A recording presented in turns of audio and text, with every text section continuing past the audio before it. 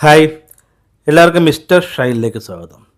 ഞാൻ ഈ കഴിഞ്ഞ ദിവസം ഒരു ന്യൂസ് കണ്ടായിരുന്നു. ഭാഗ്യലക്ഷ്മിയും കെ അജിത, നമ്മുടെ പഴയ നക്സൽ പ്രസ്ഥാനങ്ങളിലൂടെയൊക്കെ വളർന്നു വന്ന ഭയങ്കര വീറും വാശിയുമുള്ള ഒരു കമ്മ്യൂണിസ്റ്റ് നേതാവായിരുന്ന കെ അജിതയോടും ചേർന്നിട്ട് ഒരു ജനകീയ കൂട്ടായ്മ. ആർക്ക് വേണ്ടി?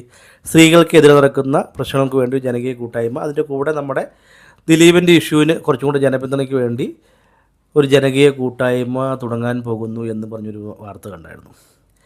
എനിക്കിപ്പോഴും മനസ്സിലാവില്ല, ഈ ഭാഗ്യലക്ഷ്മിക്ക് എന്തിൻ്റെ കുത്തിക്കഴപ്പാന്ന് മനസ്സിലാവില്ല. അവർക്ക് എന്തോ ഒരു മാനസിക പ്രശ്നം ഉണ്ടെന്ന് എനിക്ക് തോന്നുന്നു. കാരണം ഇപ്പോൾ ഒരു വേടൻ്റെ ഇഷ്യൂ വരുമ്പോൾ ഇപ്പോൾ റീസെൻ്റായിട്ട് രഞ്ജിത്തിൻ്റെ ലൈംഗികാരോപണം വന്നു. ഈ പറയുന്ന ആൾക്കാരും ഇതിനൊന്നും പ്രതികരിച്ച് കാണുന്നില്ല. അതിനൊക്കെ ഒരു വേറെ രീതിയിലുള്ള പ്രതികരണവും. നമുക്ക് ടാർഗറ്റ് ദിലീപാണെന്നും ദിലീപിനെതിരെയുള്ള ആരോപണം നമ്മൾ എത്രത്തോളം ഉയർത്തി കൊണ്ടുപോവുകയും അതിൽ നമ്മൾ ലൈവായിട്ട് നിൽക്കാൻ വേണ്ടി മാത്രം ഈ ജനകീയ കൂട്ടായ്മ സ്ത്രീകൾക്ക് വേണ്ടി വാദിക്കുമെന്നും പറഞ്ഞൊക്കെ ഇറങ്ങിത്തിരിക്കുന്ന ആൾക്കാരാണ് ഈ ഭാഗ്യലക്ഷ്മിയൊക്കെ. ഇപ്പോൾ കുറച്ച് കാലത്തേക്ക് ഈ കൂട്ടായ്മയും ഈ എന്നാ പറയുന്നത് മറൈൻ ഡ്രൈവിൽ ഒത്തുകൂടിയുള്ള ദീപം തെളിക്കലൊക്കെ ഇല്ലായിരുന്നു, വീണ്ടും തുടങ്ങിയിട്ടുണ്ട്. അപ്പോൾ ഇത് എന്തുകൊണ്ടാണ് ഇങ്ങനത്തെ ഒരു മാനസികത്തിലേക്ക് ഇവർ എത്തിപ്പെടുന്നത് മനസ്സിലാവുന്നില്ല. ഞാനിപ്പോൾ ഒരു സ്ത്രീകൾക്കെതിരെ നടക്കുന്ന ഒരു വിഷയത്തിന് വേണ്ടി ഞാൻ ഇറങ്ങിത്തിരിക്കാൻ തീരുമാനിച്ചു. അത് എന്ത് പ്രതിസന്ധി വന്നാലും ഞാൻ സ്ത്രീകൾക്ക് വേണ്ടി സംസാരിക്കും, അവർ നേരിടുന്ന പ്രശ്നങ്ങൾക്ക് വേണ്ടി സംസാരിക്കും എന്ന് പറഞ്ഞാൽ കേരളത്തിൽ അഡ്രസ്സ് ചെയ്യുന്ന എല്ലാ കേസിലും എൻ്റെ ഒരു സ്റ്റേറ്റ്മെൻറ്റ് ഉണ്ടാവും. എല്ലാത്തിനും ഞാൻ ഇറങ്ങിത്തിരിക്കണം. നമ്മൾ സെലക്റ്റീവ് ആവുമല്ലേ, ഇത് വേണ്ട ഇതെടുക്കാം, ഇത് വേണ്ട ഇതെടുക്കാം. ഈ സൈസ് പരിപാടിയാണ് ഭാഗ്യലക്ഷ്മി കുറേ ആയിട്ട് ചെയ്യുന്നത്.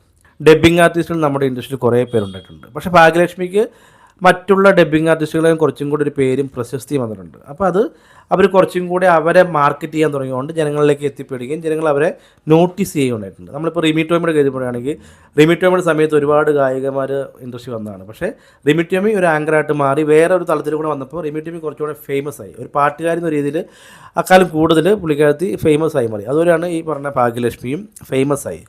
പിന്നെ നമ്മളൊരു ബുദ്ധിജീവിയാണ്, നമ്മളൊരു വേറെ തലത്തിൽ ചിന്തിക്കുന്ന ആളാണെന്നൊക്കെ കാണിക്കാൻ വേണ്ടി അവരൊരു ലൈഫ് സ്റ്റൈൽ ഉണ്ടാക്കിയെടുക്കുകയും അവർ ഈ പറയുന്ന സോഷ്യലായിട്ടുള്ള പ്രശ്നങ്ങളിൽ ഇടപെടുകയാണെന്ന വ്യാജേന ദിലീപിനെ മാത്രം ടാർഗറ്റ് ചെയ്തുള്ള പരിപാടി നടക്കുന്നുണ്ട്.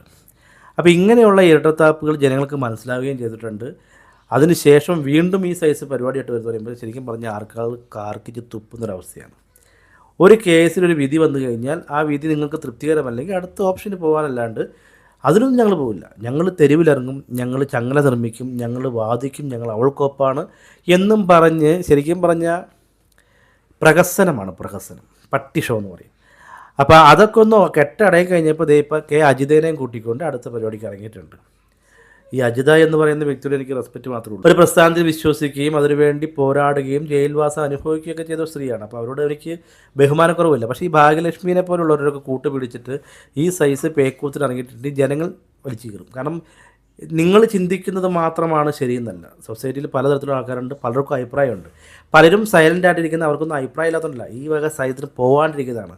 അപ്പോൾ ഒരു പരിധി വിട്ട് കഴിയുമ്പോൾ ആൾക്കാർ റിയാക്ട് ചെയ്യാൻ തുടങ്ങും. ഒരാളെ മാത്രം ടാർഗറ്റ് ചെയ്തുകൊണ്ട് സ്ത്രീകളുടെ വിഷയം സംസാരിക്കരുത്. എല്ലാ വ്യക്തികളും സിനിമ ഇൻഡസ്ട്രിയിലെ സ്ത്രീകളുടെ വിഷയമാണ് സംസാരിക്കണമെങ്കിൽ എല്ലാവർക്കും പ്രശ്നങ്ങളിൽ ഇടപെടണം. അല്ലാണ്ട് നിങ്ങൾക്ക് ഫെയിം കിട്ടുകയും നിങ്ങൾക്ക് വാർത്താ പ്രാധാന്യം കിട്ടുകയും നിങ്ങളെ അന്ത്യചർച്ചയ്ക്ക് വിളിക്കുന്നതും ദിലീപിൻ്റെ മാത്രം വിഷയമുണ്ട് അതിൽ മാത്രം പ്രതികരിച്ചുകൊണ്ടിരിക്കുമ്പോൾ അതൊരുമാതിരി കോമാളിത്തരമായി പോകും. ഏകദേശം ഇപ്പോൾ എല്ലാം കെട്ടടങ്ങിയിരിക്കുകയാണ്. വീണ്ടും ഈ സൈസ് ഗോൾപാൻസുകളെയായിട്ട് ഭാഗ്യലക്ഷ്മി വരാണ്ടിരിക്കുക. അത്രയും കാര്യം പറയാനുള്ളൂ.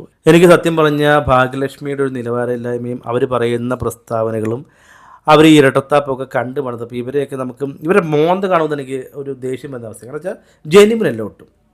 നമുക്ക് ഫെയിം ഉണ്ടാവണം, നമ്മൾ ലൈവായിട്ട് നിൽക്കണം, ഇങ്ങനെ ആൾ ജീവിച്ചിരിപ്പുണ്ടെന്ന് കാണിക്കണം. കാരണം സിനിമാ ഫീൽഡിൽ നിന്നൊക്കെ ഔട്ടായി തുടങ്ങി, ഇപ്പോൾ സിനിമയൊന്നുമില്ല. അപ്പോൾ സ്വാഭാവികമായിട്ട് നമ്മളൊരു ആക്റ്റീവായിട്ട് നിന്നാലാണ് ഇങ്ങനൊരു ആൾ ജീവിച്ചിരിപ്പുണ്ടെന്ന് ആൾക്കാർക്ക് മനസ്സിലാകത്തുള്ളൂ.